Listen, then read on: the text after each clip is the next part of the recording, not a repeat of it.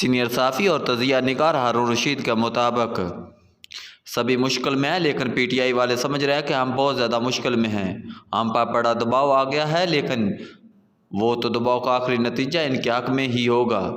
لیکن Peoples party بھی پریشان ہے، ان سے فہرستیں ہی نہیں بن رہی۔ ان کے 36 امیدواروں کے کاغذات مسترد ہوئے ہیں اور جنہوں نے الیکشن نہیں لڑنا تھا 90% پی ٹی آئی کے لوگوں کے کاغذات مسترد ہوئے ہیں، اور جن میں بڑے بڑے لیڈر شامل ہیں، اور نون لیگ والوں کی فہرستیں ہی نہیں بن رہی، اور اس میں بہت جھگڑے ہیں، بڑا مسئلہ بنا ہوا ہے۔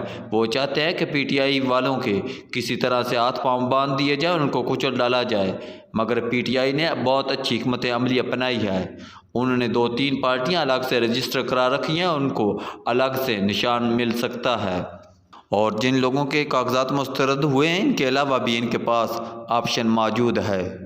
ان کے پاس 3 آپشن موجود ہیں کہ اگر گور خان نے کہا ہے کہ اگر ہمارا ووٹر نکل آیا تو ہم جس کو بھی کھڑا کریں گے وہ جیت جائے گا۔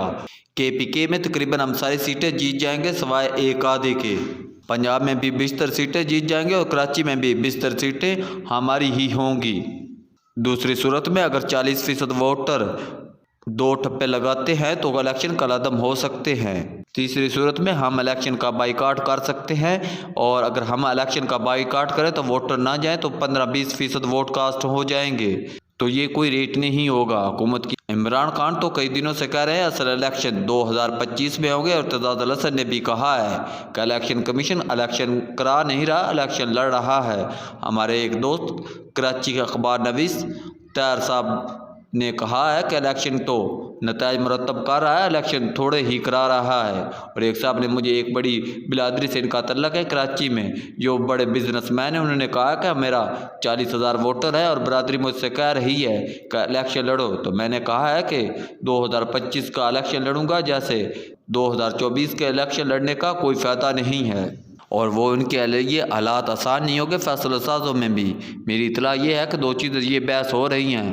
مولانا فضل الرحمان کی حالت تو بہت ہی خراب ہے، احمد ولی کی بھی خراب ہے، اور نواز شریف صاحب بھی بجھے ہوئے ہیں، دھمکیاں دے رہے ہیں عدالتوں کو کہ کوئی صورتحال نکل آئے، اس دجال سے کس طرح بچ نکلوں، یا الیکشن ملتوی کیے جائے یا عمران خان سے بات کی جائے۔ ہم تو مدتوں سے کہہ رہے ہیں کہ عمران خان سے بات چیت کی جائے، کوئی نہ کوئی انڈرسٹینڈنگ ہو جائے، اسٹیبلٹی آئے ان کی۔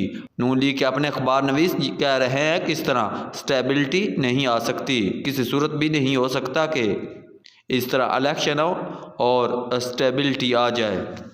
سابق صدر زرداری نے بھی بشرا بیگم کے پاس میسج بھیجا ہے کہ آپ 3 سیٹوں پہ سمجھوتا کر لیں، 30 سیٹوں پہ ہم اپنا امیدوار کھڑا نہیں کریں گے، جنوبی پنجاب میں 3 اور سینٹرل پنجاب میں 6 سیٹیں ہمیں دے دیں، تو ہم آپ سے وعدہ کرتے ہیں کہ ہم 30 سیٹوں پر کوئی امیدوار کھڑا نہیں کریں گے۔ اب تو یہی وہ زرداری صاحب ہیں جنہوں نے کہا تھا وعدے کو قرآن و حدیث نہیں ہوتے۔ ان کا کیا وعدہ کیا بھروسہ ہے، وہ تو میرا خیال ہے کہ ان کے ساتھ مل کے حکومت بنائیں گے۔ فائنلی وہ تو صرف اپنے حصے کا مطالبہ کر رہے ہیں، پریشان ہیں۔ کراچی میں بھی پیپلز پارٹی کی حالت بہت زیادہ خراب ہے، اور صدر کے پاس میسج بھیجا ہے، اور صدر صاحب نے زرداری صاحب کو کہا ہے کہ آپ ڈائریکٹ ان سے رابطہ کریں، تو آگے سے خان صاحب نے جواب دیا، میں صرف ایک لفظ بولا ہے کہ ہمیں صرف فیئر الیکشن چاہیے۔ میرا نہیں خیال کہ عمران خان صاحب مانیں گے، اور ان کے ووٹر بھی نہیں مانیں گے، اور پیپلز پارٹی اور نون لیگ بھی کیا کر سکتی ہے، اور یہ کیا کریں، ان کے پلے تو کچھ بھی نہیں ہے، نہ ان کے پاس کوئی منصوبہ ہے، نہ کوئی منشور ہے، اور نہ ہی کوئی ترجیحات ہے۔ اس لیے اس میں غور و فکر جو ہو رہا ہے کہ بات ان سے کی جائے۔ عمران خان اور ان کی پارٹی ڈٹ کے کھڑی ہے، کچھ امیدوار پیچھے ہٹنے کو تیار نہیں ہے، اور کچھ امیدوار جو موقع پرست تھے وہ چلے گئے ہیں۔